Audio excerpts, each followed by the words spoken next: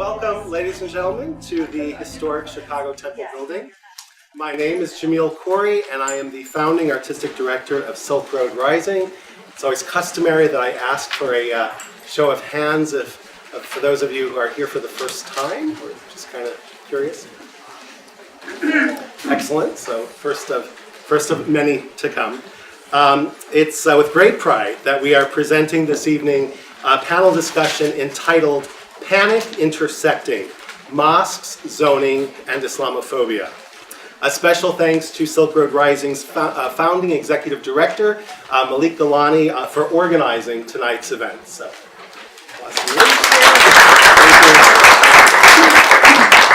I would also like to thank Donald Trump for making this evening more urgent. Yes, in fact, I hope you would have him on the panel. Yeah, no, we tried, you know. He's an Iowa or something. So in 2011, with the 10-year commemoration of 9/11 fast approaching, I found myself reflecting on that fateful day and its impact on American culture and public policy. I was particularly concerned with challenges facing America's Muslim American and Arab American communities. The year prior, and also if I could get, and I promise I won't do any more show of hands, but who here identifies as either Muslim American or Arab American? No, actually I'm not identifying as American. Okay. I only identify as Muslim. Okay. Great. The year prior to 2011, in the summer of 2010, I felt both galvanized and greatly disturbed by the controversy surrounding Cordoba House, later Park 51, the bold, visionary Islamic community center that had been proposed for Lower Manhattan, inciting raucous debate on a national level. Pejoratively dubbed the Ground Zero Mosque, Cordoba House revealed to me one of the most pernicious symptoms of post-9/11 anti-Muslim backlash, namely a resistance to the building of mosques in communities across the US. Since proposed masjids or mosques face levels of scrutiny and suspicion rarely directed at similarly proposed Christian, Jewish, Hindu, and Buddhist houses of worship, I felt it a conflict worthy of dramatization. And I found several examples right here in Chicagoland, where prejudice informed public policy and mosque proposals provoked knee-jerk, not in my backyard opposition that often got conflated with national security fears, cultural anxieties, and perceived existential threats. As many of you know, in September of 2011, Silk Road Rising launched a truly unconventional, first of its kind, live and online new play development and civic engagement project called MOSQUE ALERT. And now I'm going to break my rule about show of hands. I'm also just curious who here has participated at all in that development process. Okay, beautiful, beautiful, great. Our idea was to wed playwriting with public discourse, to blend a 4,000-year-old art form with modern-day digital technology, and for me to write a new play in conversation with an intentional community that would explore and discuss resistance to the building of mosques. In its original online video-driven iteration, we introduced a 9-stage process that attracted participants as both artistic collaborators and engaged citizens. We solicited input on character development, plot points, and narrative arcs, while facilitating discourse on civil rights, Islamophobia, and religious pluralism. So let us now, and I'm going to stand off to the side, watch 2 clips that grew out of that earlier process, one involving the character Imam Mustafa Khan, and the other involving the character Charles Baker.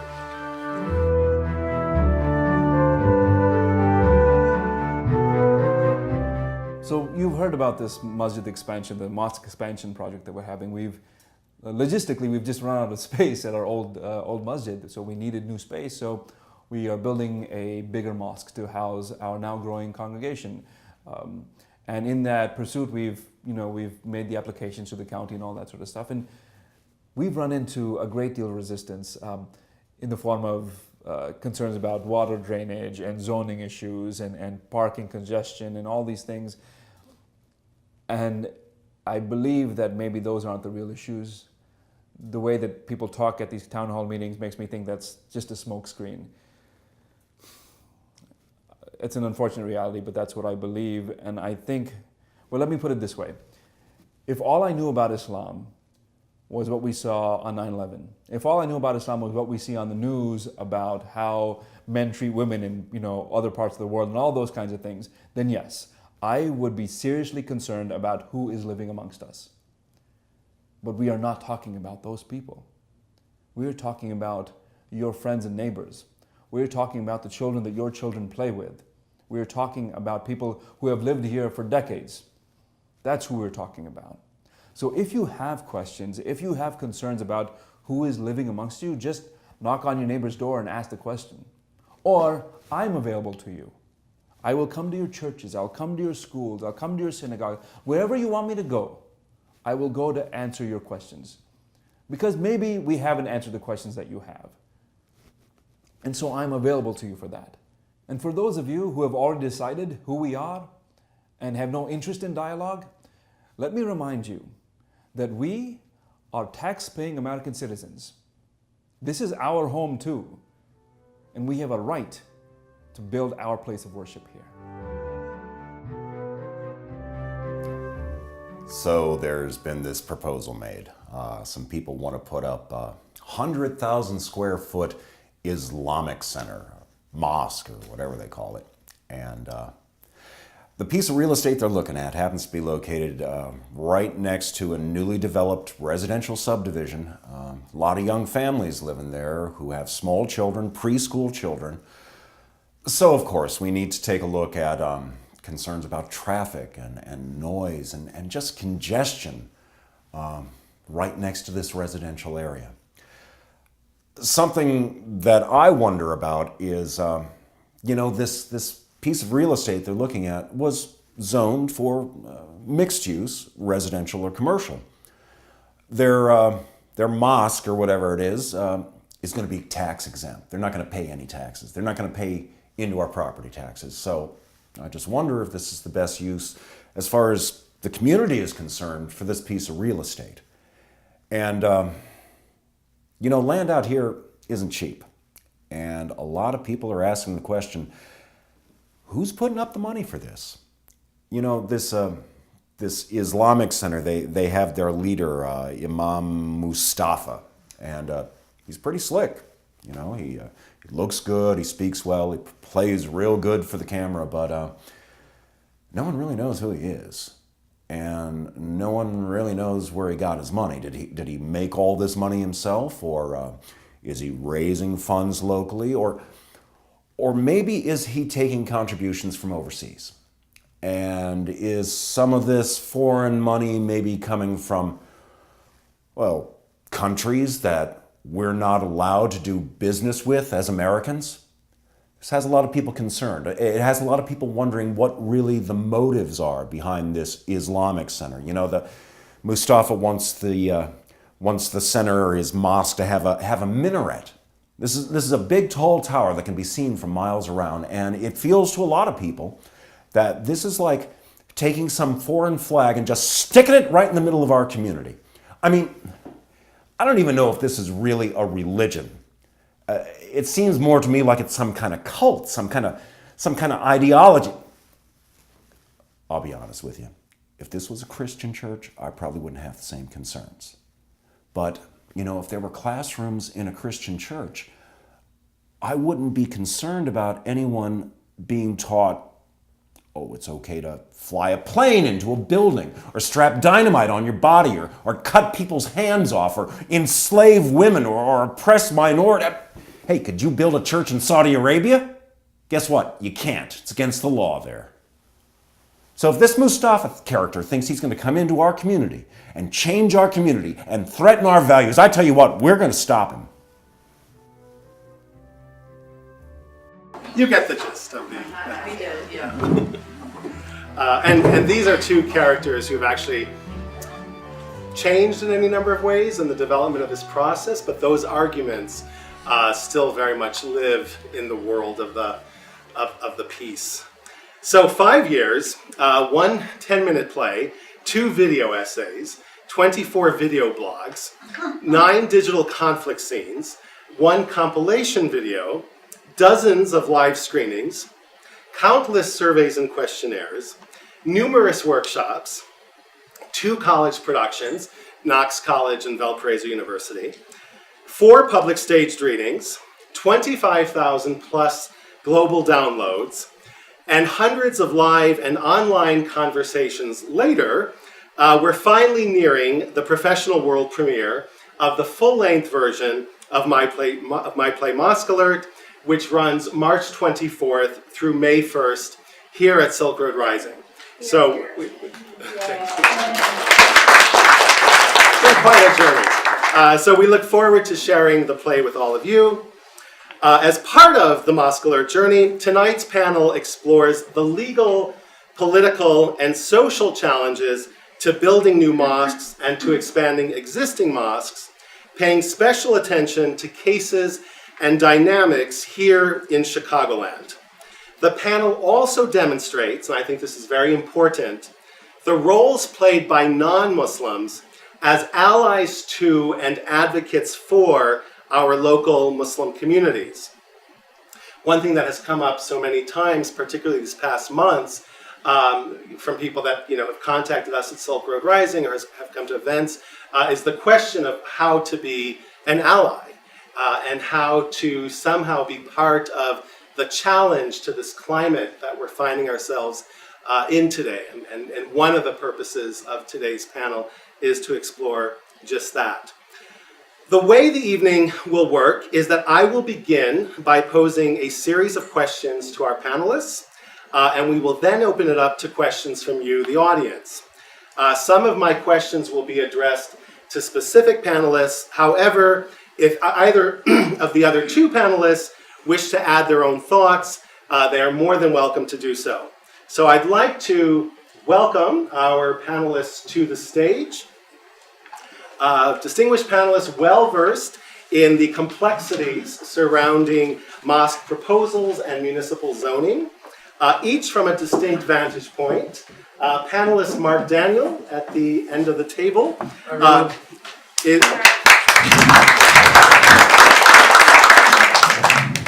is a zoning specialist attorney with experience representing mosques. Panelist Tony Michelassi is a DuPage County board member with experience evaluating mosque proposals. And panelist Phil Robertson is a trial attorney with the Council on American-Islamic Relations, Chicago, where he advocates for Muslim American civil rights, including cases related to mosque zoning. So welcome, gentlemen, to this evening's event. Thank you so much for joining us. I'd like to begin with a question for any of the panelists who wish to answer. How does a mosque zoning permit differ from, say, a church zoning permit? In other words, how are the physical, spatial, and scheduling needs of mosques unique? And does that complicate how mosque proposals get evaluated?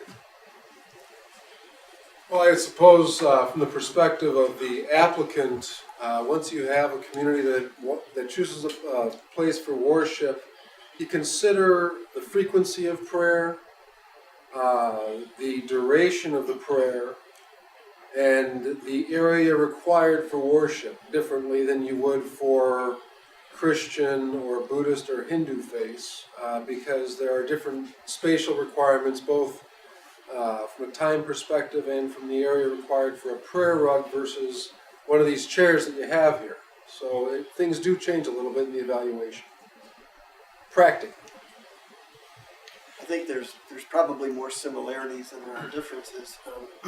as Mark pointed out, you do have those segments of the application that are particular to the mosque. So things in terms of like Juma prayer and etc. Special worship times, special worship places, prayer rugs. But there's a lot of similarities too. And when you look at the applications, in terms of what they need to do for each of the zoning requirements that are laid out by the municipality or by the county, they're going to be similar for any type of applicant. Obviously, you're going to have to address the distinguishing characteristics in the application, but more importantly, each of those entities, whether it be a church or a mosque or any type of worship facility, is going to have certain standard parameters that they're going to have to basically abide by. So when we look at the distinctions between the two, there are, as Mark pointed out, those nuances, but there's a lot of similarities too. The differences come in more in terms of the perception that there's something different than in actuality that there is something different. Because as what Mark pointed out, those distinctions generally have to do with like space and perhaps timing of worship. But a lot of the things that you look at are, in terms of the perception, they're going to be looked at differently, whether it's a mosque or a church or a synagogue from the other side. So when it's presented to, whether it's be the staff people or the individuals who are making the final evaluation, the alderman or the city council, the difference comes more in the perception that there's something different than in actuality there's something different. But there is a question about the amount of square footage that is required for Muslim prayer. If we think of a Christian church, you're either sitting or standing or kneeling at a pew. And I think something that's come up in cases that's been confusing for people is the nature of Muslim prayer, standing and prostration and so forth, actually requires more physical space. Isn't that the case? Or than might be for a synagogue or a church?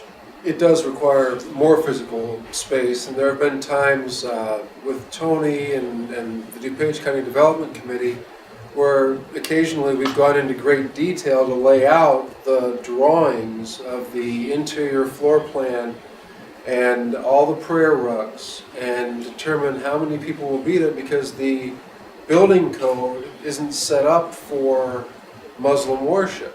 It considers assembly use and uses the traditional seat and kneeler, if that. So what happens is you end up in a situation where by square footage you're having to provide 30% more parking, which adds $250,000 to the cost of the project at least. And then the issue of traffic flow Friday afternoon versus Sunday morning.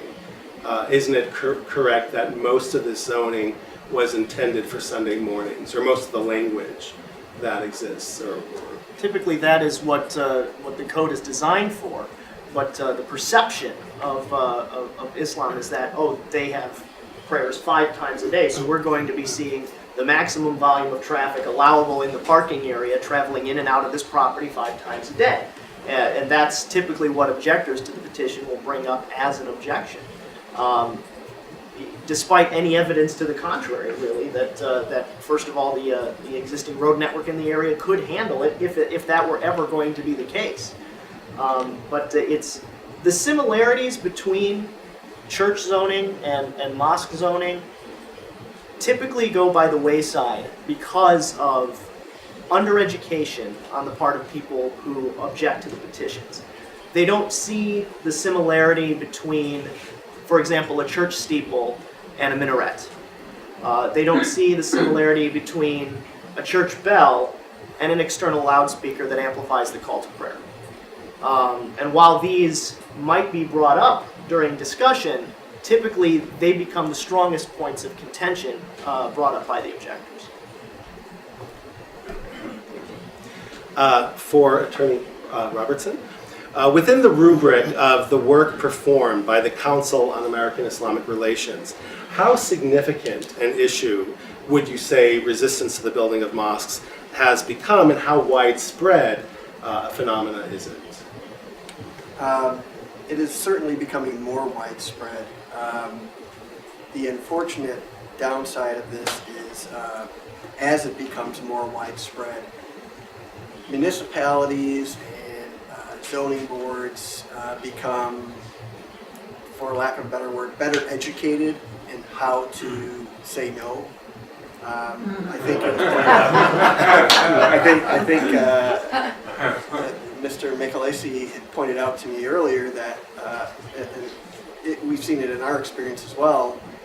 After 9/11, you saw a lot of people who would blatantly say no to a mosque in their neighborhood just because they would rely on that as their informational source. As we have moved further away from the September 11th attacks, you could see that the objections are no longer stridently anti-Muslim. They're more couched in pretextual terms to give the makers of the decision more cover when it gets to things like litigation. So that when they're deposed or when they're on trial, they can say, well, no, it wasn't that they're Muslim, it was that they have all this traffic coming in. Or they say they've got 3,000 members, and what if all 3,000 of them show up on Friday? You know, how are we going to deal with this from a traffic perspective? So you see things like, well, you could come in, but we don't like the space that you're in because you can only accommodate 400 people. And if 700 people show up for your prayer service on Friday, which could happen because you have this many members, well, you really need to have a bigger facility. So you either got to expand this one, which is going to cost the applicants a lot more money, or maybe find another property. And sometimes that's what they have to do. They just leave and go to another municipality. But as I said, unfortunately, we've seen an uptick in those types of cases.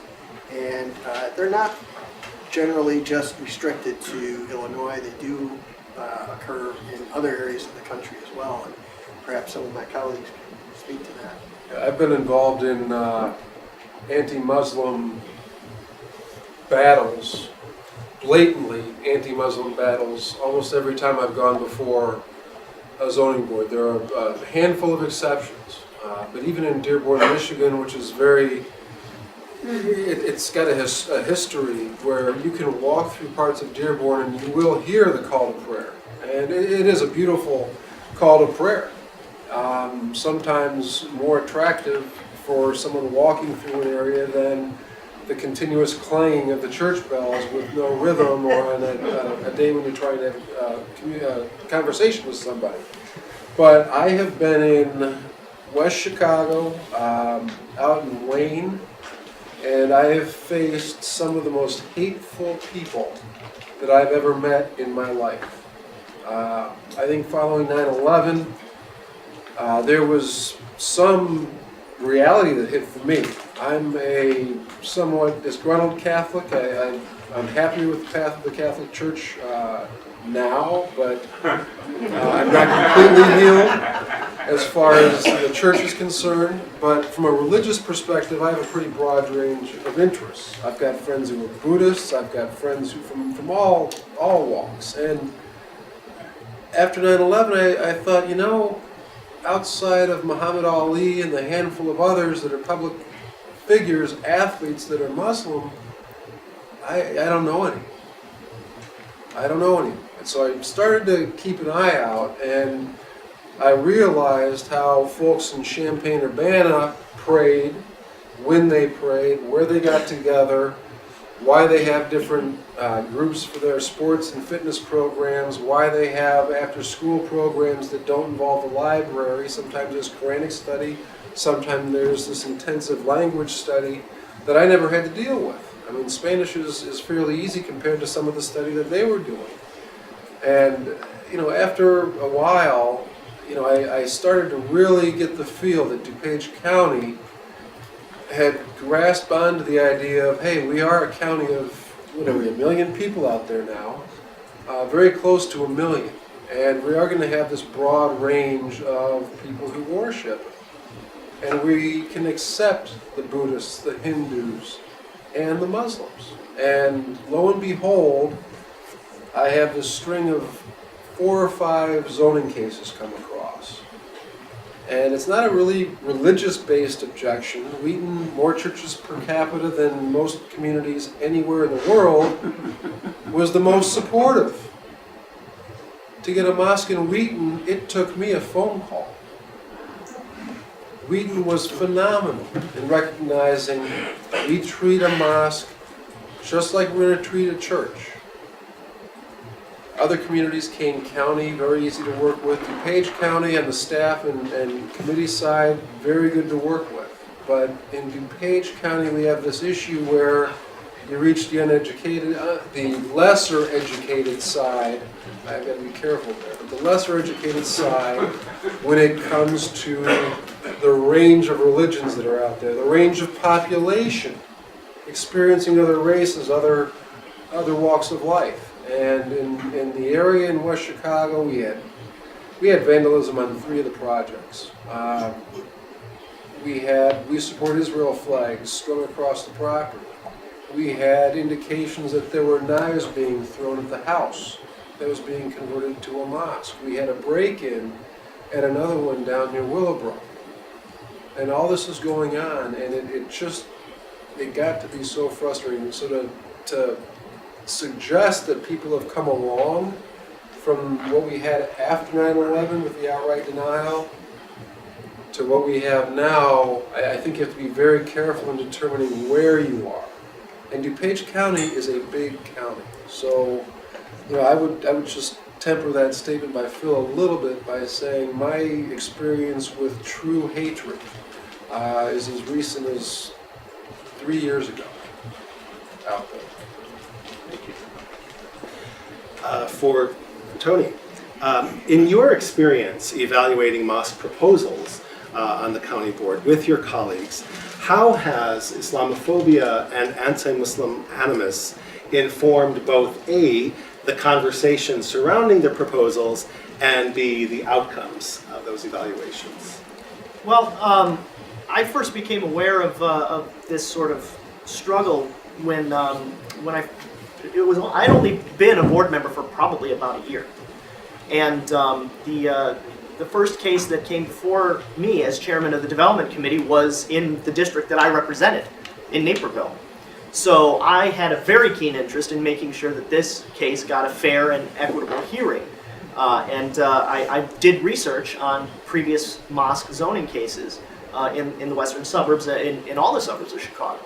And I found what Phil had alluded to earlier in just reading in news articles on previous mosque location efforts in the suburbs, at Orland Park in specific, that that Islamophobia was informing the argument against building these places of worship. And where I came at it from was, I grew up in the western suburbs as a Jewish person, and I had experienced some prejudice growing up because of my faith upbringing. I didn't want that to happen to people in an area that I was now elected to represent. So if I was going to see Islamophobia rear its ugly head during any of the arguments about this particular mosque zoning proposal, I wanted to tamp that down right away. But then as I kept researching, I found that, as I had told Phil earlier, the arguments don't come as blatantly anymore. They come couched in these supposedly legitimate concerns. How much traffic is there going to be on the property?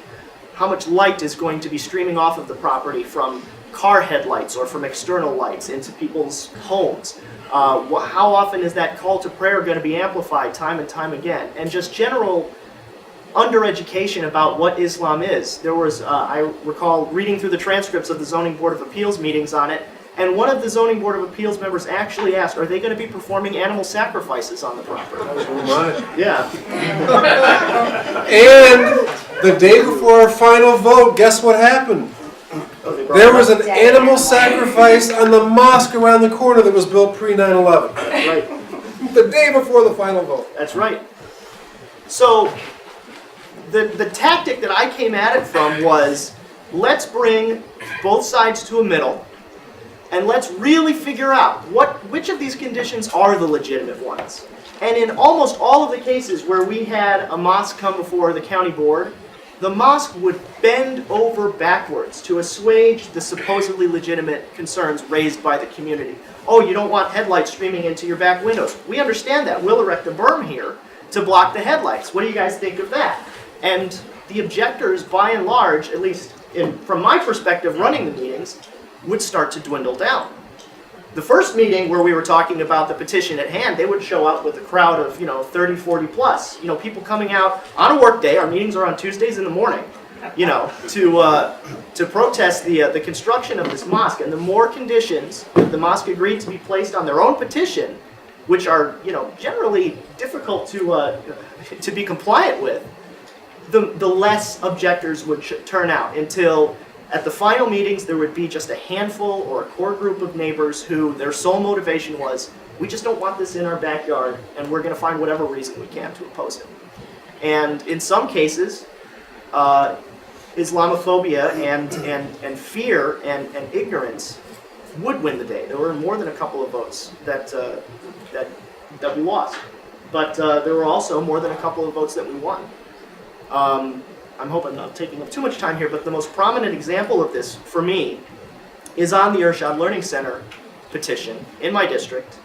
I talked with the other members from my district. We have multi-member districts. We were all in favor of the project. We didn't see anything wrong with it. I talked with my colleagues in the Democratic Party on the county board. I'm a Democrat. There were only 3 of us out of an 18-member board. Thank you. And I told them, here's where I'm coming from. This is my district. We've worked through every single problem. I'm chair of the committee. I've met with the objectors and the petitioners. We've tried to work everything out. I think we've made this work. Do I have your votes? And they told me yes. Following day, we were subjected to public comment, as we always are, during county board meetings. And a member or representative of a blatantly anti-Muslim hate group came and spoke before the county board. And quite literally said, you don't know what these people are going to be doing behind closed doors. And brought up the affiliation of the group with, it's so funny, you brought it up in this video here, with a foundation that was based in Iran. But they toned it down because at the county level in DuPage, they made a specific reference to terrorist organizations. They did. They toned it down in the video. Just a little bit. Yeah. Just a little bit. The rest was fantastic, but that's the one note I would make about that. Real life was a little more abrasive. It was rough. And at the end of the day, the vote came out against the mosque by 2 votes. That the 2 folks that I had spoken to had changed their minds. I can't speak to what changed their minds. I can only speak to the proceedings of the meeting that day. But anybody on the outside looking in can make a whole lot of assumptions about what happened. And from then on, it was sort of my mission, I guess, as a Jew, as a county board member, and as a representative of the people of DuPage, to make sure that didn't happen again.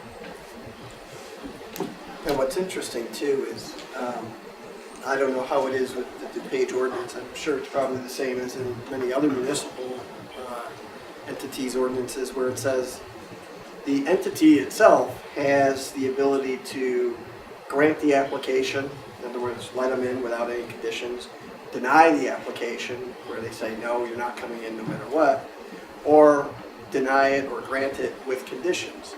So they could say, okay, well, we're not really happy with you coming in, but we'll let you come in as long as you address this traffic issue, or you address this safety issue, or this lighting problem, whatever it is. Most entities do not avail themselves of that opportunity. They just do an outright denial, like in the Irshad case and like one that I'm handling now, AIC, where it was just a blanket denial, even though their stated public reasons were traffic and congestion and safety issues. They had the opportunity to grant it with conditions. They didn't.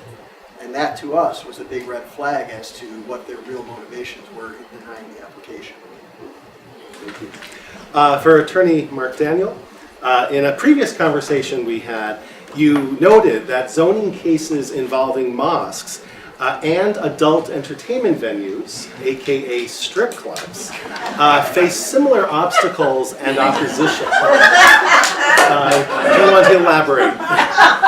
It Tell us more, Mark. goes a little bit beyond the not in my backyard. I mean, I think at a point in time where we had first met in my office, I was exasperated. I was in the middle of the litigation over the denial of a mosque in West Chicago, known as ICWS, and all they wanted to do was convert a house to some place where people could worship. 25, I think, 30 people at most, usually 6 for the morning prayer and everything else. But the secondary effects, we refer to secondary effects as you have the use is one thing, but what comes along with it that you're not really thinking about? Is there going to be a food pantry, a soup kitchen? Is there going to be a rehab center? Is there going to be a victimized woman's center? Is there going to be a troubled kids center? Secondary effects in a broad category also come into play in the adult use analysis. And frankly, in DuPage County, a lot of the secondary effects concern led the county essentially to say, if you have a new church proposal, you're going to have nearly an impossible time getting your zoning approval. About 5 years ago. And it was because of these secondary issues, concerns over highway access, concerns over whether or not they believed a well could continue to serve the property, or the sanitary septic field could serve the property if it was unincorporated DuPage County. And you look at it and you think, well, these same impacts applied when these same secondary effects caused everyone to locate churches in industrial areas. And strip clubs as well. Churches and strip clubs. Think about Bridgeview. 25th and Roosevelt, industrial district. What do you have? There's a giant place of worship. And now in DuPage County, you can locate a church in an industrial district, but not in the heart of a residential neighborhood, when neighborhoods foundationally in the U.S. were built around places of worship, of whatever faith. That's where we gathered. That's where we assembled as a community. And it wasn't always just worship. Churches do a lot more than pray. And mosques are the same way. But the fact that they are now relegated to highly traveled, less attractive commercial areas or industrial districts aligns rather similarly to the strip clubs. And it underscores the insidiousness of it all too, because when you look at what a municipality does or a county when they are putting together their comprehensive plan, there are all these decisions about, well, what are we going to include in B1 zoning or M1 zoning or industrial? What are we going to do? And it's in that process that a lot of decisions are made that affect things like mosque zoning or church zoning. But unfortunately, the general public isn't aware that those decisions are being made, even though they're public hearings and they're posted and they're advertised. There's just not a lot of people who come to those. So, we look at an applicant will go into an area like an industrial area and say, oh, well, it's zoned for this, we're okay, but we might need a conditional use. Well, that's the little hook that they get to start the process of really vetting or maybe over vetting your application. So when you look at things like adult use or churches or mosques or anything like that, the process really starts far before the application gets in the door. It starts when those comprehensive plans are put together. And perhaps the board member can speak to that. Well, in DuPage County, the situation is dramatically different only because one of the first votes I had to take on the county board was whether we were going to allow strip clubs at all in DuPage County. They're now no longer allowed within the entire boundaries of the county. The zoning change that's been referred to is generally because as Mark mentioned, places of worship used to be the center of the community. When the Jewish community was locating in DuPage County, the zoning was typically in residential areas.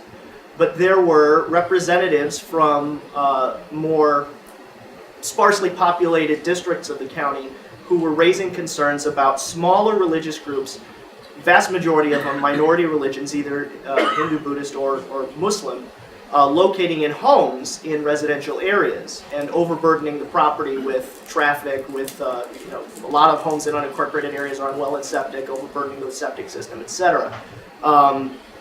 So the decision was made to change or alter the way that houses of worship were located in DuPage County so that the amenities that were available to them would best fit the use on the property.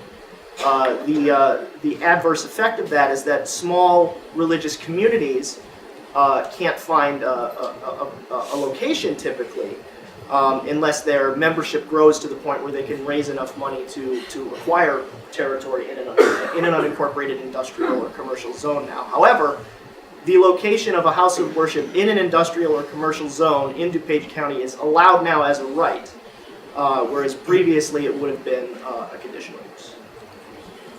I recall an experience taking a very long taxi ride in Houston. You know how it's like highways that never end, and this recurring theme of mega church next to mega adult bookstore next to mega gun store, and then mega church, mega adult bookstore, mega gun store, blah blah blah. And I raised that question with someone that I was working with in Houston at the time, who said, and you would be surprised how much traffic exists between those three institutions. So, little gratuitous side note there. This is for all of the panelists. Legitimate concerns or objections that you hear expressed when it comes to proposed mosques. What have been some of the arguments that have resonated on a very legitimate, truthful level?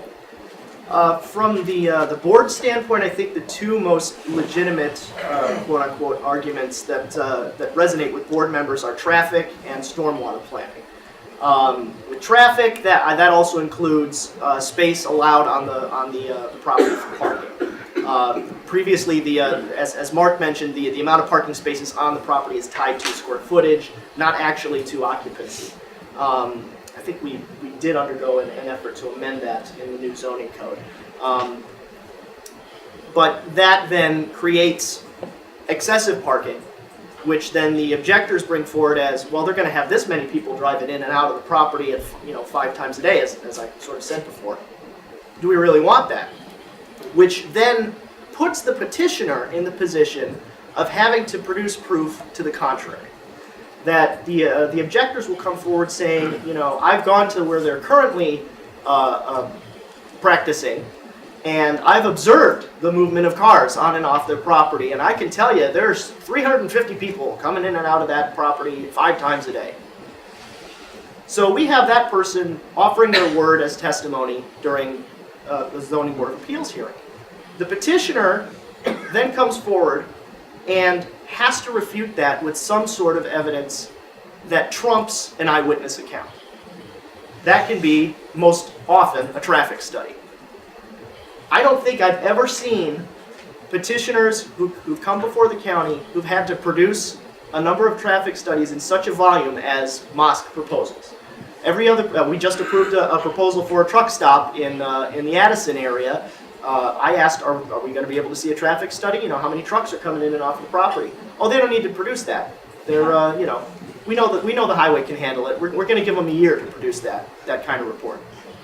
Whereas, more than one of the mosque proposals have had to come forward with a legitimate traffic report prepared by a traffic expert, which isn't cheap to produce, to say, here's how many movements are going to be coming on and off the property at various times throughout the day, and the road network in the area can handle it. And then, of course, the character of the traffic expert tends to get attacked because he is a Muslim gentleman. Stormwater was a big one with the Mecca proposal in Willowbrook, which was a large mosque that was going to be situated off 91st Street in Willowbrook. And the neighbors immediately to the west of the property had routinely experienced flooding because the stormwater system in the area wasn't adequate enough to handle high volumes. And around that time, and we still do experience it in DuPage County, we get a lot of rain, and the stormwater system can't really keep up with it. So these folks were seeing the floodwaters rising in their backyard. They were seeing their street create these giant puddles and pools of water. And so the neighbors raised the concern, you're putting hundreds of square feet of impermeable surface on this property right next to us, and that's going to create flooding in my backyard. You're going to flood us out. Which, to the untrained ear, would be a very legitimate argument. I sit on the stormwater committee at DuPage County too, and I can't tell you how many average citizens will come forward claiming to be an expert on stormwater flow patterns and, where the water is going to go because they've gone and stood out in their backyard after a rainy day. The fact of the matter is, this mosque was going to create an underground water storage system that would soak up all of the excess runoff from the adjacent neighborhood, store it in an underground tank, and discharge it to the southeast slowly over time so that nobody would get flooded. Well, nobody believed that they were going to do that. They're just saying that because they want to get their mosque approved. They're not actually going to follow through on it. Okay, well, how about we make it a condition? How about we hold them to their word and say that they have to put this system in, otherwise they don't get their zoning approval? Oh, okay. And then those folks who had concerns about stormwater wouldn't show up to the next meeting because their concern was being addressed. Until they got pictures of the next rainstorm. Now this photograph here's an aerial photograph of that particular project. It's an area of DuPage called Timber Lake, South 55, right east or west of Route 83. And remarkably, my practice is that you always take your plans to the neighbors. Do it before you file. And say, hi, I'm Mark, this is Dr. Hamade, this is Joe Abel, or this is so-and-so, and we'd like to talk to you. Do you have 5 minutes? Here's what we're doing next door. And we'll explain to you what's going on. On the particular day for this project that we chose to do that, we had 18 inches of rain. We had to park our car 14 lots south of the home that we were trying to meet at and walk through 3 or 4 feet of water, and the project hadn't even been built yet. Why was that water there? Because one neighbor to the north, between where the mosque was going to be situated, where the yellow box is, towards the bottom, there was a little creek back here that flowed into a set of ponds into Timber Lake.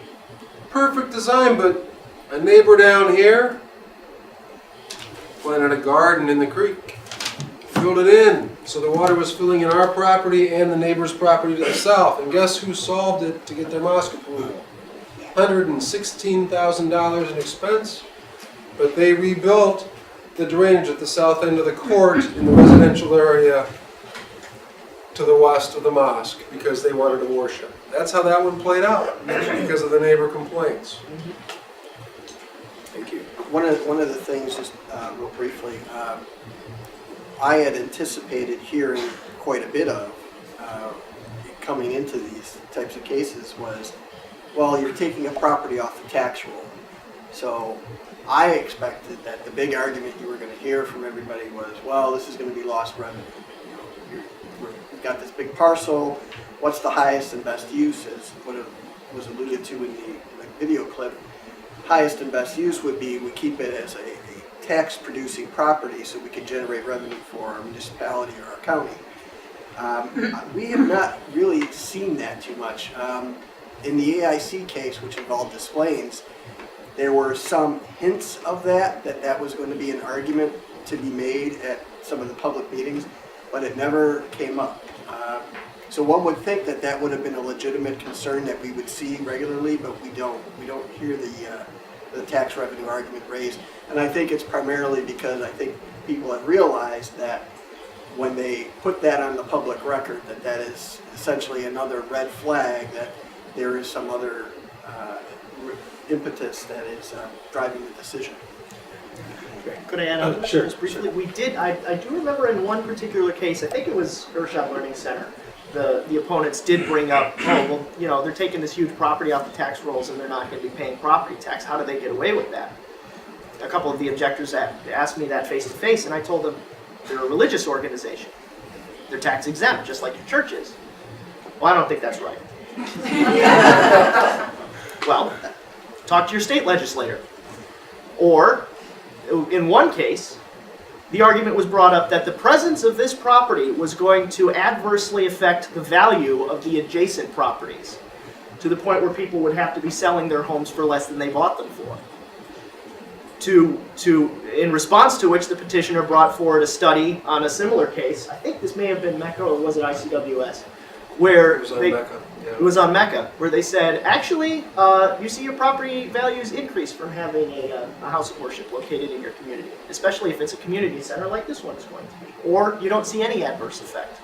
Now, in that case, the expert for the neighbors not only testified to that effect, but also said that the mosque is going to draw more people that are of a dissimilar race, heritage, than the people that are already living there, and because of that, there will be a diminution in values. Can you imagine hearing that testimony under oath? I mean, we're past the 1960s. We've done fairly well. Not well enough, but the fact of the matter is to hear, I mean, think about sitting there as part of the faith community that has made the application and hearing that you're not welcome in a neighborhood because populating the neighborhood with your family, your friends, your class, your student, your kids' classmates is going to bring down home values because you're not Caucasian, because you are not Christian. Just doesn't fly for me. In this case and this case, this is the West Chicago case, ICWS, there was testimony to the effect of, none of you live here. Go back to where you belong. Worship close to home. Sure enough, someone 3 doors away stood up and said, excuse me, I bought Girl Scout cookies from your daughter. I live across the street. In this particular case, it was someone around the corner that shared rear lots with one of the objectors who made the same statement. And I think what gets so frustrating in these hearings is that you've got people who you have to convince to apply, to have the courage to go into the public spotlight and trust that their government officials are going to handle things the right way. A zoning board, a development committee, a county board, it's not a court of law where a judge says, irrelevant, ignore that testimony, or don't say that again. There's something called free speech, and free speech in this country has gotten rather pernicious and offensive. And certainly the minute you start tampering it down, you run afoul of having a procedural problem in a case. So the rule generally is, let the hate spill out. From my perspective, it helps my client's case. Let the hate come out, because it builds compassion in your favor if you're the applicant. But when the faith members are sitting there seeing this and there's no control over it, they start to wonder. And that's where you get some people that are disappointed that they went through the process, that are shocked with the community that they live in, and that may cause them, for the wrong reasons, to retract from being in the public, from being active in their community.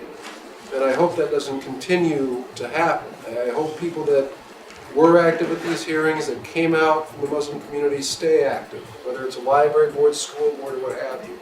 And that's something that is happening in DuPage. This is for Phil, and I know this is a sensitive issue of profiling or profiles or generalizations, be they demographic or otherwise, of communities that tend to be more resistant to mosque proposals as opposed to communities that are less resistant. And obviously we can only speak in generalities here, but I would be curious as to your experience, and is there a quote-unquote profile of said communities? I don't think it's community-based. Louder. I don't believe that it's community-based. I think to take that step is a dangerous move, because then we start painting communities in terms that we wouldn't want to be painted in. I think we become the purveyors of that type of discriminatory thinking when we make those types of assessments. I think the only thing that I can say in terms of who generally objects, generally the people who object are people who have very little or very limited exposure to the Muslim community.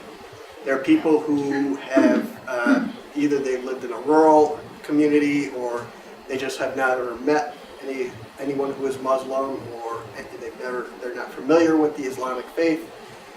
These people come to a decision about mosques in their community based on what they see on the TV and what they read in the newspaper and the events that they see happening overseas.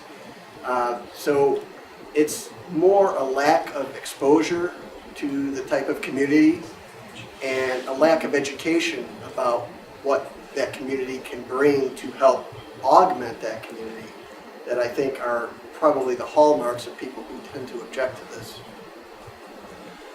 You know, we've had during the course of this project, we've had so many stereotypes kind of, thrown at us of the, once again, and I have so many issues with this term, but the profile of the anti-mosque activists, and it's such an unflattering stereotype, and it's so layered with assumptions about ignorance and lack of exposure and so forth. And one of the most perhaps redemptive aspects of this project has been interfacing in any number of forums with people who don't have or haven't had exposure to Muslim individuals or Muslim communities, and are very, very open and are very eager to have this conversation and to learn.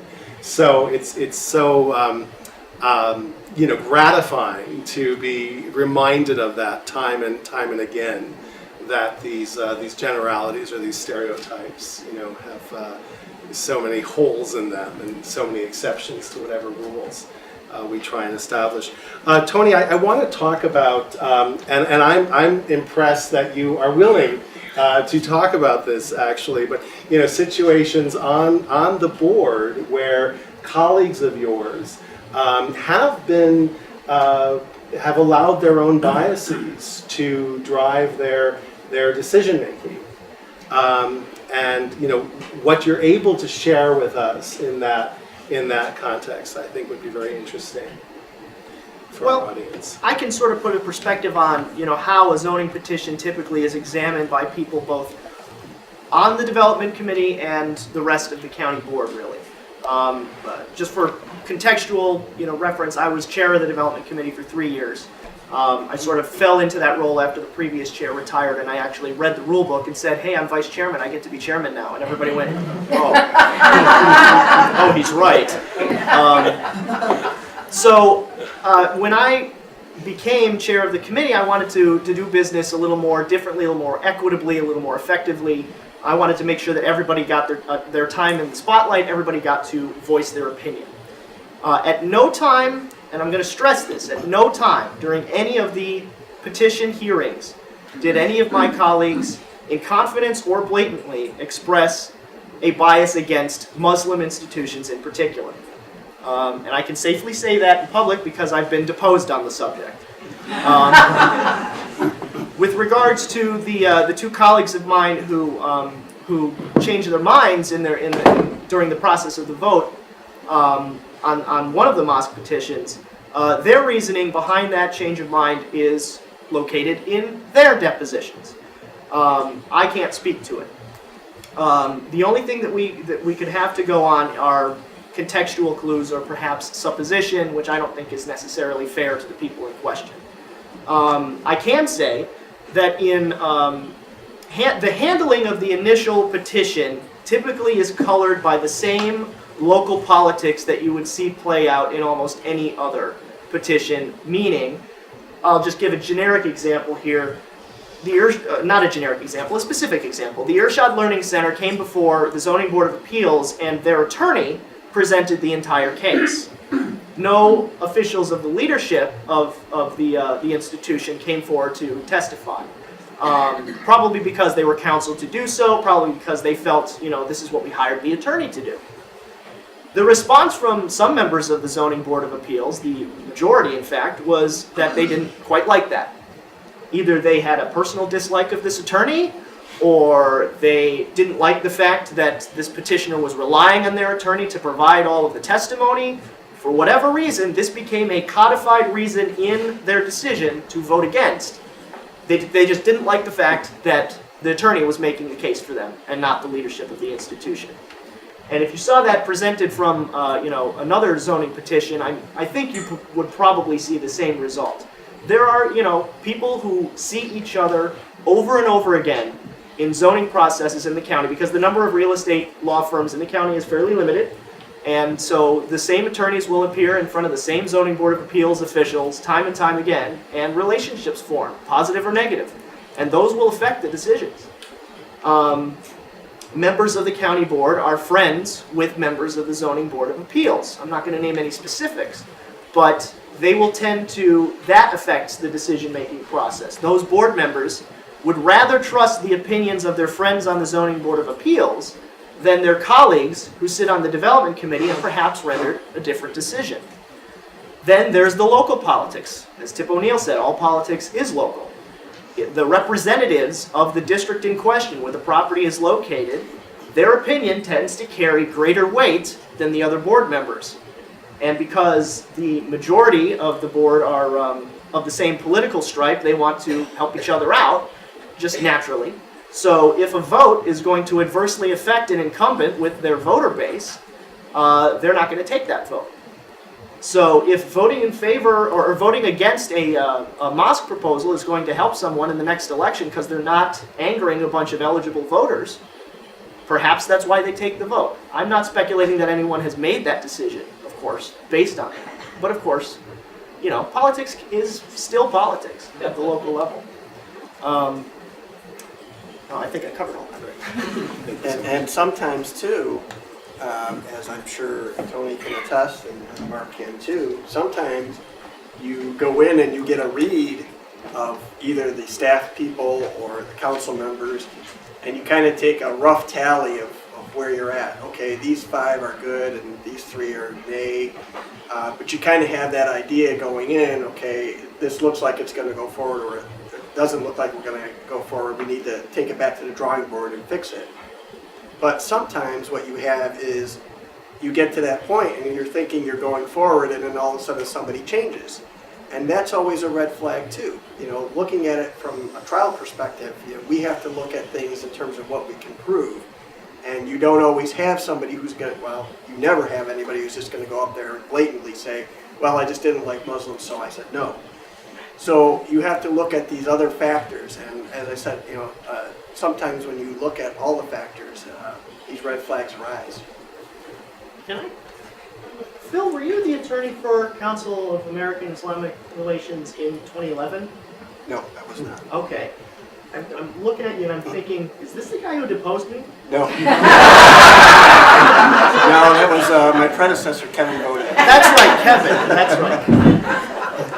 Yeah. And that's funny because Kevin was on this Plains case with me, and that situation actually did arise where the attorney that was working with Des Plaines kind of had an idea of where the votes were going to fall, and they knew they needed one more vote. They brought the guy in and they gave him a tour of the facility, and there he was walking around the facility saying, "This is great, this is a beautiful facility.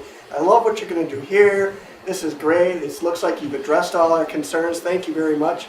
He was there all of maybe 10 minutes.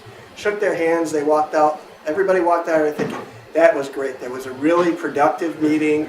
We think we got them, and then sure enough, come the vote later that day, it was a thumbs down from him. So you just never know. And one of the things I might point out, when you talk about a group like CAIR, it's not a law firm. It's an attorney on staff of a larger organization that has a core purpose, of course. But it's one lawyer taking Sometimes on, two. Sometimes two.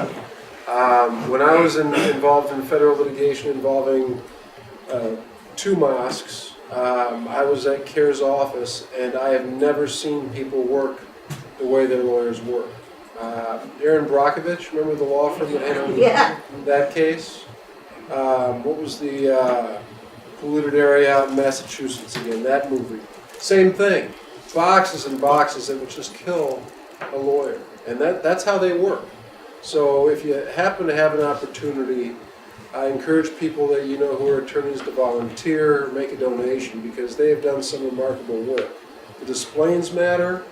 There was a point where I got a phone call and I couldn't take it as a private practitioner, which is an indication of where these groups end up from a litigation perspective. They have to rely on CAIR to take them in as one of their maybe 15 intakes for a given week, when they already have 200 or 300 cases.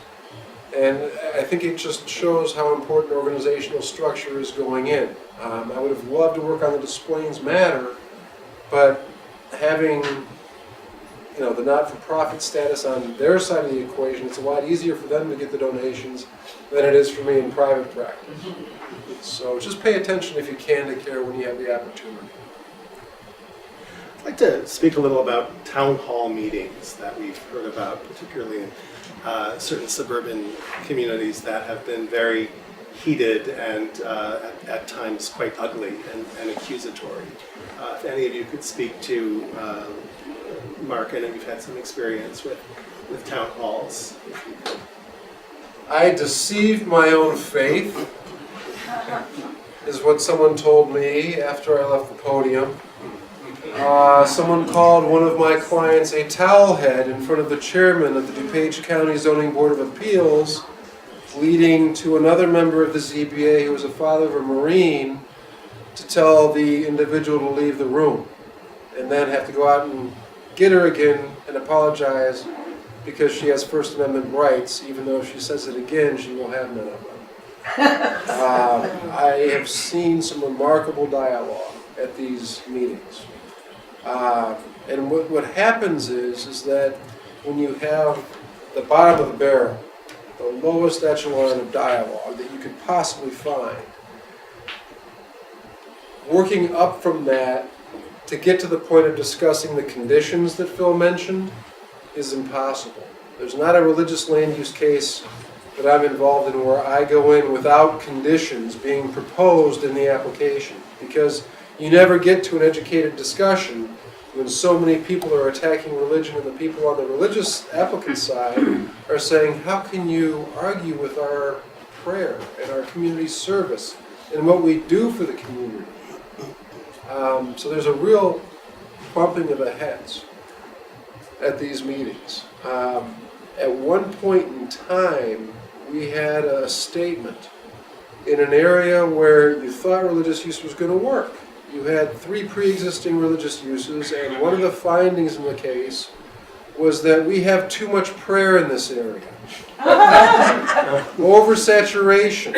I'd never seen it before. I mean, drive-throughs, oversaturation in gun shops. You have to be 500 feet away from different protected uses.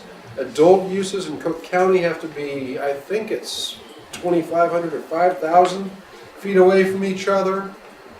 And that's how you deal with saturation. But have you ever done that with religion? I've never seen too much prayer.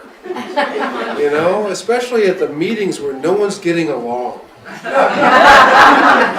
But one thing that was remarkable that came out of the town meeting atmosphere with these mosque cases in DuPage County and the way they were reported. I mean, all these meetings are open. All the records that are developed are subject to FOIA.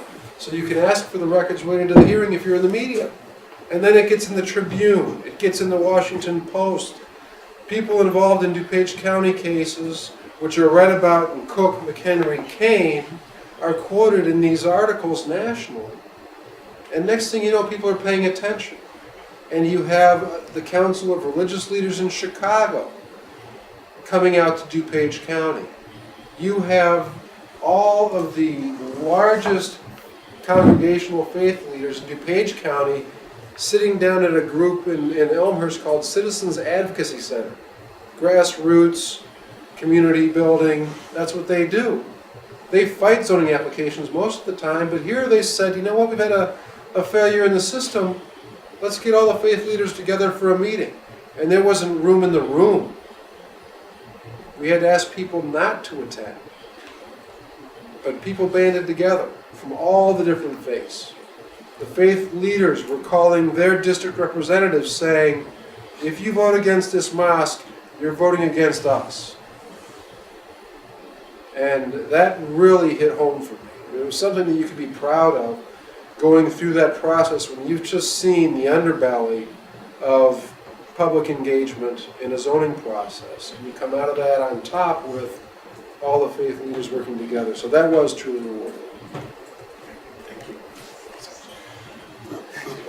Well, I haven't really been party to any town hall sort of general open forums, but I ran most of the meetings where we were talking about zoning petitions relating to mosques over those 3 years. They'd be 3-hour meetings. And board members tend to get cranky after the first 20 minutes. But I would express to them, look, the point of having these long meetings is to make sure that everybody feels like they've had their time to speak. And there would be, I got on the nerves of our state's attorney by letting people speak for as long as they wanted to. You know, the typical rule is 3 minutes and you're done. And some people would want to say, I yield my time to my buddy who lives over there, and I would let them do that. And then the state's attorney would say, could you please not do that? And sometimes I would have to clear the room because somebody would be talking out of turn. A member of the usually a member of the mosque of the mosque's leadership would be speaking, saying, "This is what we're proposing. We're going to do this. We're going to do this. We're not doing this. We're not doing this." And someone in the audience would be talking over them, you know, saying, "You're lying to us. Stop lying to us." And I would have to say, "Look, you can't do that. I'm giving you guys your fair share of time. Please be as respectful to them as they are of you." And sometimes they'd listen, and sometimes they wouldn't. But to jump off of what Mark mentioned, as a result of the public nature of these meetings, I would be just so absolutely chuffed when I would see another religious leader from a different religion altogether come out and say, "Look, there's nothing wrong with accepting these people as neighbors in our community. They already live here, they're our friends, they're Americans. Give them their house of worship as you would give it to us." And there's a great quote from the Council of Religious Leaders of Chicago. The chairman at the time, I don't know if he's still the chairman, Reverend Dr. Larry Ulrich, who said in front of a news camera, he said, "I've never heard the argument brought that there's an oversaturation of Muslim religious use in this county. If there's any oversaturation of religious use in this county, it's Christian." So that was gratifying. I have a few more questions, but I'm looking at my watch, and I'm sure there are questions that will come up from all of you. So at this point, it's beautiful. It would be great if we could. I think we have the first question over here. Yeah, so it sounds like throughout this discussion you've touched on things like either education of the community or having religious leaders behind such a project. But I'm wondering if, based on your experience, you could share some factors or structures or systems that have to already be in place within the community for a project such as this to be more welcomed by it. I got asked a ssimilar question by a friend of mine who used to work with the local Democratic Party. He's since moved on to greener pastures, so to speak. And I went to an opening, I think, of the mosque that he attended. And he asked, "Look, we're going to come before such and such village board for zoning. What can we do? What can we learn? I said, talk to Mecca, talk to Irshad, talk to Islamic Center of the Western Suburbs, talk to the Pin Oak Community Center. Learn from other Muslim centers' experiences with local government. And what I found from that discussion was that he said, well, there's really not a whole lot of dialogue between different Muslim communities within the county. And actually, this speaks to the diversity of DuPage County and that I've come to learn and appreciate. The Muslim community in DuPage is largely Iranian and Syrian, diaspora, escaping the oppressive governments there. And because DuPage is a typically very affluent community, they're doctors, they're attorneys, etc. I think the most basic level is to reach out to the immediate neighbors in the area of where the mosque is going to be, or where it already is if you're looking at expansion, and become a community center in addition to being a mosque. On New Year's Day, I got invited to a rally for peace at the Villa Park Mosque, and the sentiment expressed there was, we want to show everybody in this area that we're your friends, we're your neighbors, we're Americans, we've always been here, and we mean you no harm, despite what you might hear on the television set. That dialogue, person to person, the stereotypical way is around the water cooler. I don't know how many people drink water from a cooler anymore.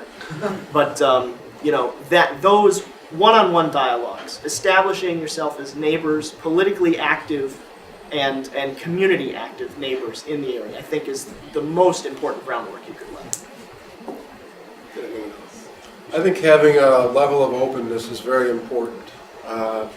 If you don't have a mosque in place in your neighborhood or immediate area, go talk to folks in Villa Park, or go talk to folks in Bridgeview, Orland Park, wherever. Even out in West Chicago, where ICWS is finishing up its last bit of efforts once spring hits, and ask if they can bring friends or local leaders to see how worship progresses, or how Pin Oak Community Center operates.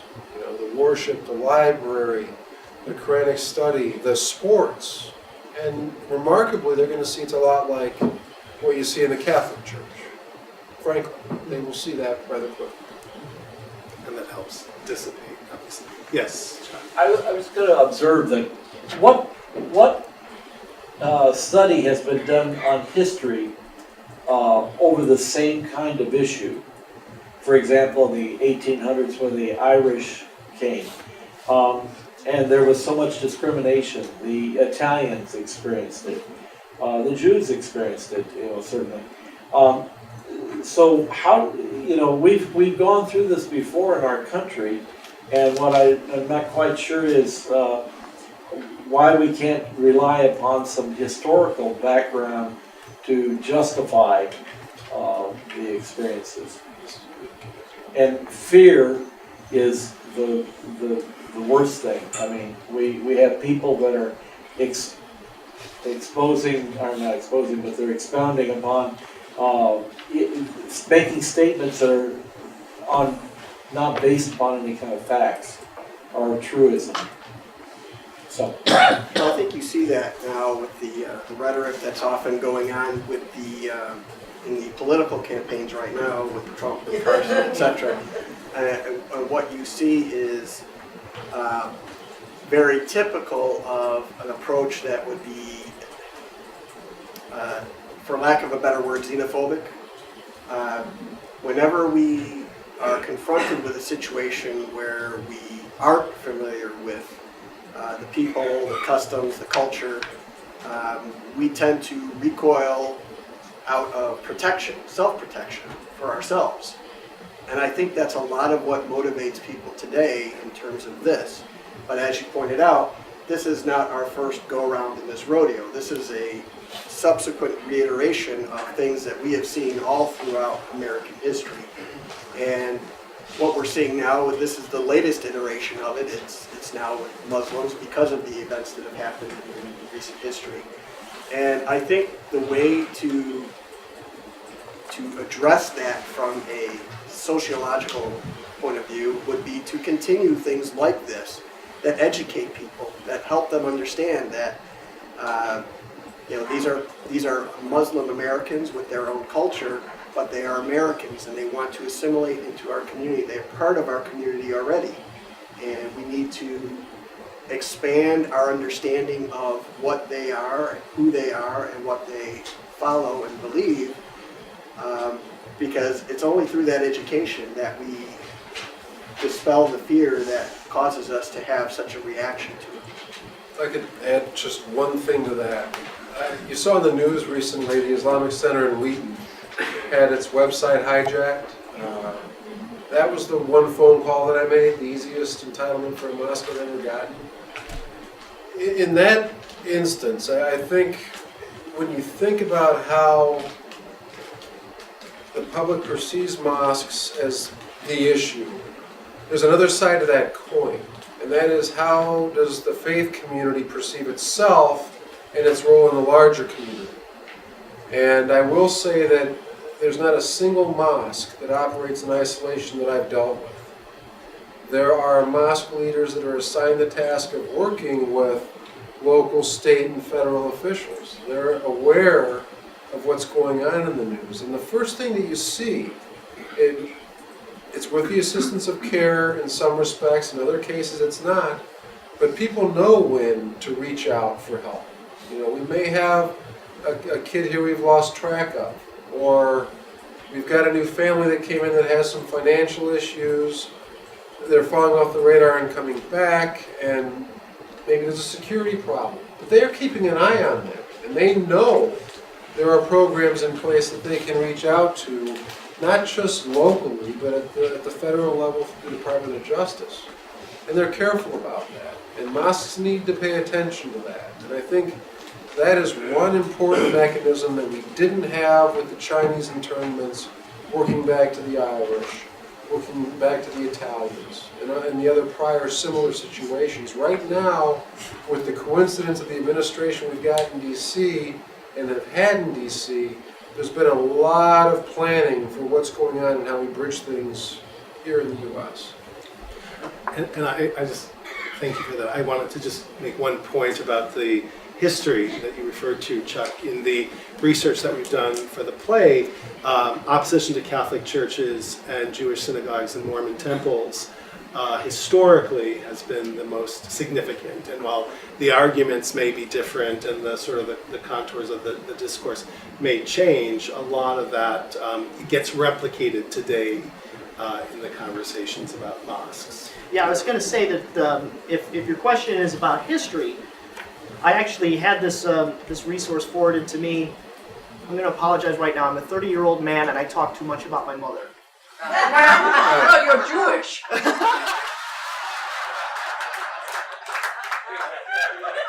Very good. Very good. She's involved in a lot of interfaith dialogue in DuPage County, and as a result, that's rubbed off on me. She forwarded this resource to me. It's called Tannenbaum, tannenbaum.org. It's a little white paper, and it's all about historic opposition to religious institutions of all kinds. It has opposition to Jewish institutions going back to the 1650s when the Dutch governor of New York prohibited Jewish worship within the boundaries of the city of New York, for example. Quakers, Catholics, Hindus, Wiccans, Amish, Sikhs, Muslims, etc. So there's a great resource where you can draw upon, strictly religious historical examples.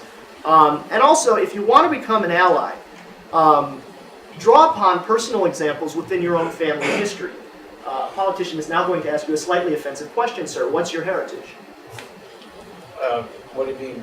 Like, what's your ancestry? Irish, German, Italian? I think it's Irish, German. Okay.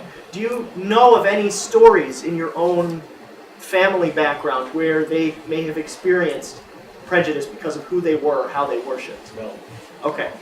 I do have a story like that, not just being raised a Jew, but also my family, my father's side of the family is Italian. They immigrated to this country in 1954, and they moved into South Holland. And they became, little, sort of a little community center because, we're Italians. We make great food and we talk to everybody. And they would invite over their neighbors. They were friends with the Japanese couple down the street, Dr. Fukui, my nonna used to call him. They were friends with the African-American neighbors around the corner there. And they would have them over for dinner all the time. In response to this, and I only learned about this after I started becoming chairman of decisions on mosques and seeing these prejudicial attitudes. In response to these dinners that my grandparents were holding with their diverse neighbors, an organization formed in their neighborhood called Citizens Against Non-Citizens, where they essentially tried to intimidate my grandparents into leaving the neighborhood. Because my grandmother was accosted once for inviting their African-American neighbor over to help fix their air conditioner. And she said, "What are you trying to do, integrate the neighborhood?" There's stories out there that I think the vast majority of folks in this country, can identify with. And that's what you can draw upon if you want to, find a historical context for yourself. And just one other brief point on that. Right now, currently, there are approximately 300 million Americans. There are only 3.3 million Muslims in the entire United States. As that demographic changes, and it will over the next 50 to 100 years, these issues will fall to the wayside much as they have for other groups. I'm curious, you mentioned Willowbrook, and I understand, not by direct experience, that there are these huge mega churches. And I'm wondering if there's any information you have on what kinds of issues were raised with them, if any, because I understand they're really literally huge and larger than what you seem to be mentioning that a mosque might accommodate. So I'm kind of wondering what the difference or similarities are. Well, the same issues come up. Essentially, every zoning ordinance has a checklist of these standards you have to meet in order to obtain your conditional or special use approval for a religious use. In an industrial area out on 59, it'll be easy to plant a mega church, okay? But when you get to an area that has so much residential around it, it's going to be difficult. Even if you had a property that was large enough to site a mega church, you would have problems with traffic. I think the best example of a mega church would be Wheaton Bible in the area on the northwest side of Wheaton, and they must have 5,000 people worshiping there at any given time, and they will shut down North Avenue. They have squad cars at 2 or 3 locations along Illinois Route 64. That one was a difficult one to get in also, and that one had lots of conditions. That also had votes that were changing from time to time. And I remember going through that process and thinking, this is being treated like a mega church, but this is the core of Wheaton. Wheaton Bible was a big institution in the area, and they eventually got through. And I think in any religious land use situation, you can get the project approved as long as people are realistic as to its scope on one side and accepting on the other. The mega churches, traffic, stormwater, top 2 issues almost all the time. Massing of the building, third issue that comes up in every single zoning case, because when you put a mosque that could have a visual panorama of 300 feet from one corner to the other corner, that's a football field. It may be wrapped, but from a certain angle it's not going to look right. So the massing with landscaping and trees becomes relevant. When you have a mega church, there's no hiding it. None at all.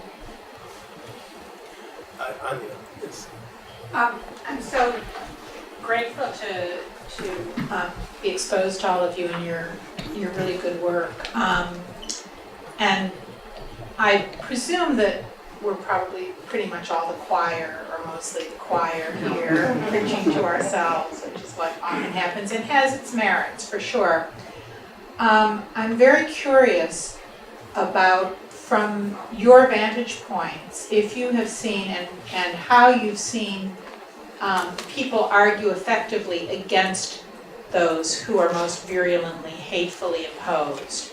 So what do you think are, if any of us are in the position to be at a zoning meeting, for example, what do you see as the effective sorts of things that allies say and do that actually work? And I'm also interested in whether you've had exposure to Sikh Gurdwaras who have, because they get kind of glommed together as the person who called somebody a towel head, they're usually looking at a Sikh person. They're not usually looking at a Muslim person when they make those comments. And those are people who have been assaulted and died in this country because of the generalizations and xenophobia. So I'm wondering if you've seen this bleed into those communities. But I guess my first question is the one that I'd most love to hear if time is limited. I think when I'm sitting at a zoning hearing and I've got a client that's under attack, when a neighbor steps up and says they don't maintain their property or they don't understand my concern, and I'll give you an example. I had a storm hit and a tree fell down from their property onto mine, and they wouldn't come on and clean it up. Cross the fence, pick up the tree limbs and clean it up. Take it over to their property. That was the complaint. Someone in the audience caught it and said, "Where do you live? If a tree falls from my neighbor's tree next door onto my property in a storm, I pick it up and take it to my curb." You know what? And that's just one example. It's a simple one. But allies listen to the testimony and try to pick out the absurdity and say, this isn't where we live, to the body that's conducting the hearing or having the county board meeting. Just to remind them that there are other people out there that don't act this way. I think that's one of the key issues. On the ally side, in any religious land use context, I worship or I don't worship and I like to congregate with people. And this is what we do. These community centers are valuable and I support what they do. I appreciate the benefit and I can accept the trade-off that we're going to have more traffic, or on Sundays like it is around my home where I can see 5 religious institutions from walking around the corners of my lot. I can't park in the streets on some days. I don't complain about it because, you know what, I've got open yards, I've got things my kid can do at these churches during the week that are walking distance. It's a community benefit. Remind people of that. If you live near a church, oh, hey, you know what, we complained about this 6 years ago and by the way, it's not that bad. It's really fit in well. You know, those kinds of statements can really help. It's hard to get allies that step up to the podium to say, shame on you, you're being racist, you're being xenophobic. It's hard because that takes away from the merits of the hearing from my clients as the applicant. On the side of the Sikh community, I suppose that I've only seen it spill over in a very bad way in Dearborn. Unfortunately, I haven't had to deal with that, but there were instances of violence against the Sikh community, not as severe as what you've seen in Wisconsin. But some of those you can't predict when they're going to happen, and you just hope it doesn't spill over into the Muslim community the way it has in the Sikh community. And I would just like to point out on the discussion of allies to the Muslim community that Anya, who posed the question, is the recipient of the Spirit of Anne Frank Award for the very commendable work she has done on combating Islamophobia, and we look forward to learning more about your work.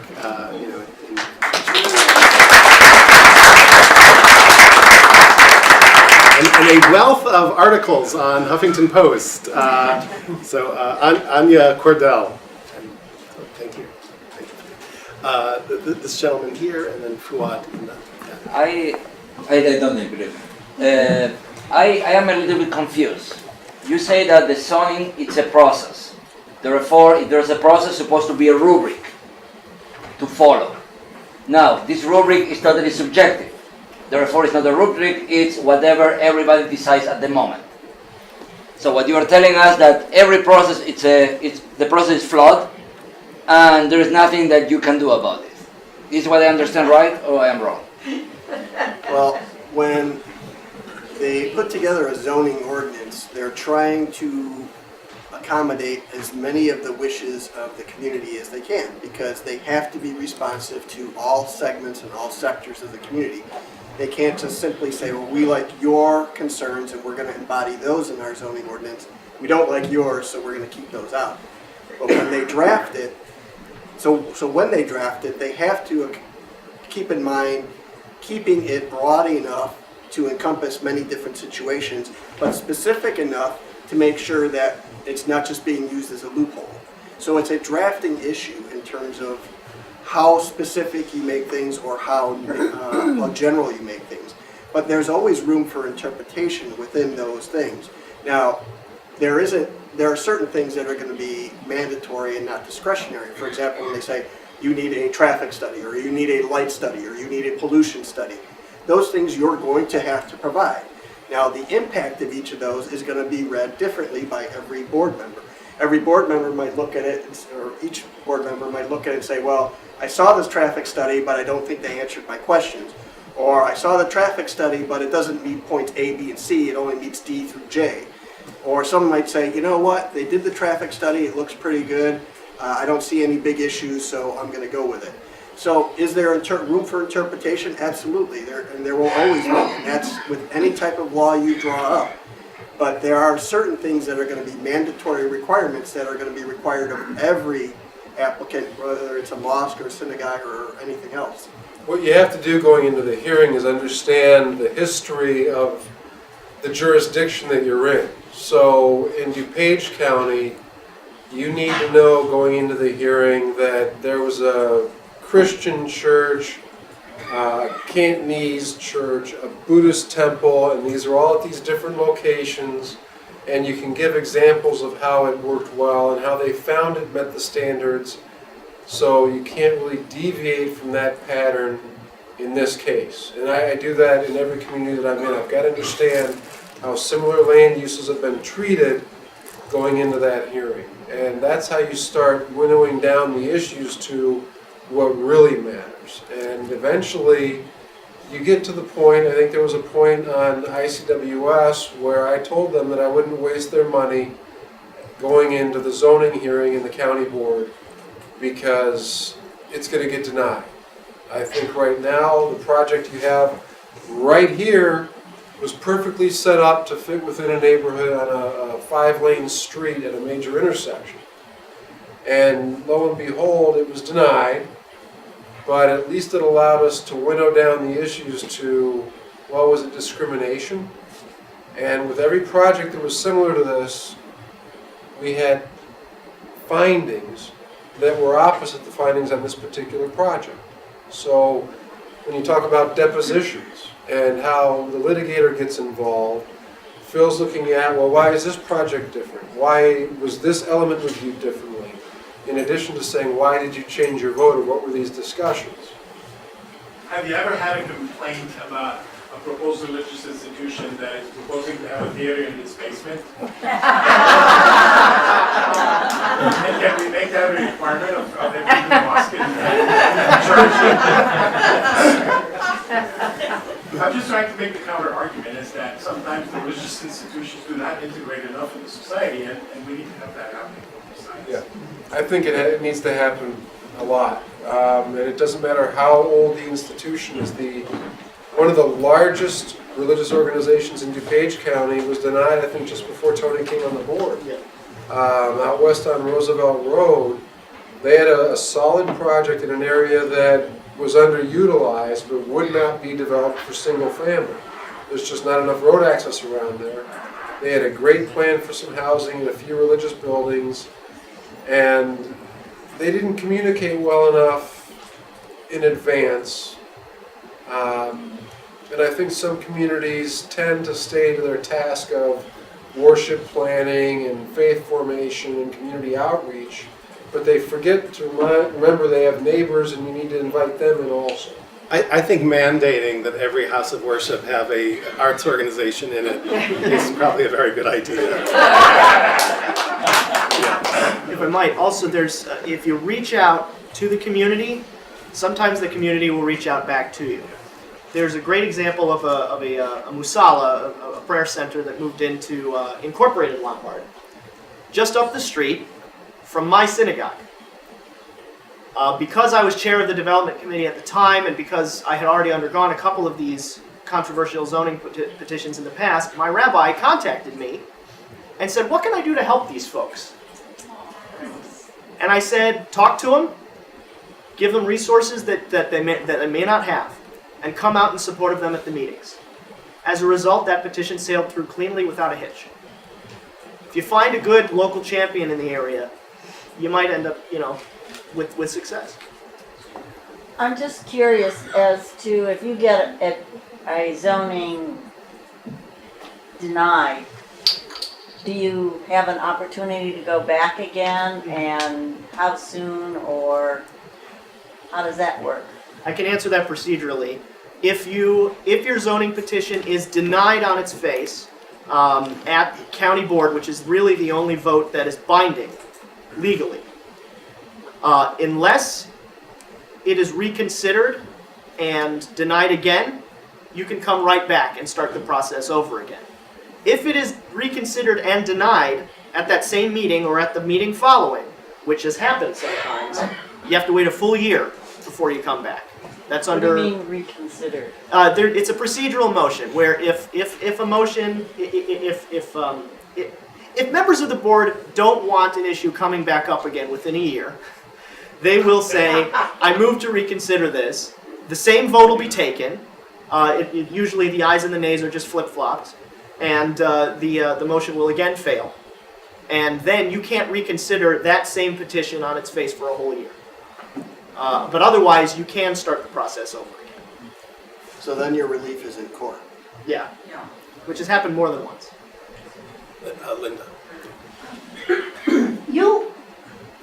You all have referred to the role of the media in creating and amplifying the fears, and perhaps as the main source, although I would say there are others, of the Islamophobia that we experience around us. So my question is, are there ways that allies can either use the media or call the media to account for what we see in the media? How can we be allies, behind and before that to undo the foundation of what you're having to face? Thank you. I think there's been a tremendous divide in society along several lines. I think having lived in Chicago for a good long time before moving to Elmhurst and DuPage County, I'm shocked that more of the racial issues haven't been brought to bear in DuPage County.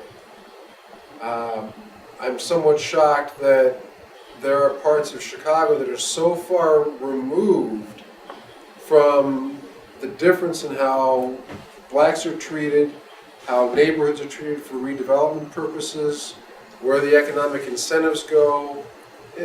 You could be 3 blocks away from one of the worst neighborhoods and live in a $2 million home. And that doesn't make sense. That divide doesn't make sense to me.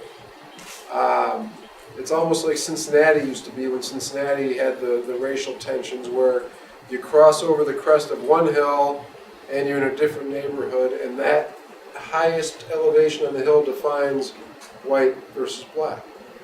And that's somewhat where we are now, and I don't know in the media how you address it when you've got so many people getting their news from online media. There used to be some protocols, some rules of ethics that you studied in marketing and PR and media relations, and it was this little gray book about that big. It wasn't the whole handbook, it was the larger, flatter version. I forget what it was called, but there were ethics, and you don't have that on the internet now. And what you will see is a Reuters story that includes something that is blatantly copied from someone's online racist blog.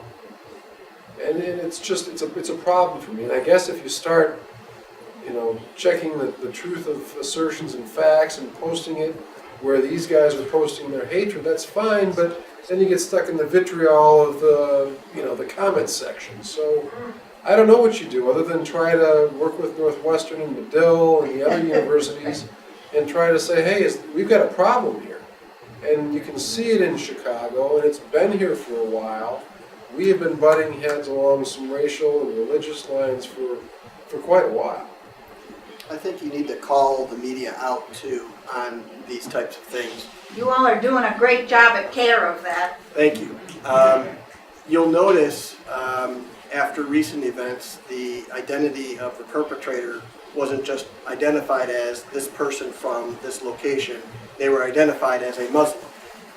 When you see an attack like Planned Parenthood, for example, we don't know what religious affiliation he had, nor is it relevant or germane what religious affiliation he had. But yet, when you're Muslim, apparently it is always germane and relevant to whatever crime you're alleged to have perpetrated. So I think when you look at those issues and you say, well, what can we do? When you see stuff like that, call the media out on it. Bring it to their attention. Write editorials, write op-ed pieces, submit articles to the newspaper, go on social media, go online, call WGN or NBC or any of those places that engage in that type of behavior and say, look, why are you doing this? Why are you setting up different standards for your Muslim viewers than anybody else? And so I think that is a good first step, is to start identifying those things and taking some proactive steps to address them. You'd be surprised how responsive your local media will be. I remember before I ever became politically active, one of the local news reporters on Channel 5 started getting his own segment at the end of news programs where he sort of opined on a story of the day. It was like reading the opinions page in your local newspaper, which is always my favorite part of the newspaper. And he said, if you have any comments, text me. So I texted him saying, I don't watch my local news to hear your opinions. And he got back to me within 20 minutes and said, well, this is just something new we're trying out, let it run its course. Within, I think, 2 or 3 weeks, it was done. You have input at the local level. Nationally, you might feel ineffective. Where there are call-in shows, they don't do Larry King anymore, but, call in. Patronize websites like MediaMatters.org where they call people out for telling lies. And then, beyond the effect on the media, worry about the next generation and how they're going to be brought up and where they're going to get their information from. I was lucky enough to attend school in a suburban school district, District 204, where one of my history teachers did a unit on world religions. And I learned about Islam. I also went to Sunday school at my synagogue, and we did a unit on Islam there, and I learned all about the 5 pillars. But just like civics education in our schools, world religious education is dramatically underrepresented, and typically only the wealthier school districts get it. Get active in your local PTA, your local school boards, community centers. Reach out with education. It's the only way you can combat ignorance. And on a very local theater level, and if we think of the theater, what happens on our stages affects what we see on our TV screens and on our big movie screens. Contact the theaters that you patronize, that you subscribe to, and tell them you would like to see work by Muslim American playwrights produced in their theaters. And I think that is happening around the city and around the country. That will have a huge effect on how stories are told and who's telling them. And how about some more Yusuf El-Guindi? We love Yusuf El-Guindi. No, absolutely. He's an Egyptian American playwright who we've produced here, and we're anxious to bring him back. So thank you. Yeah, no, absolutely. Listen, thank you all. Thank you to our panelists.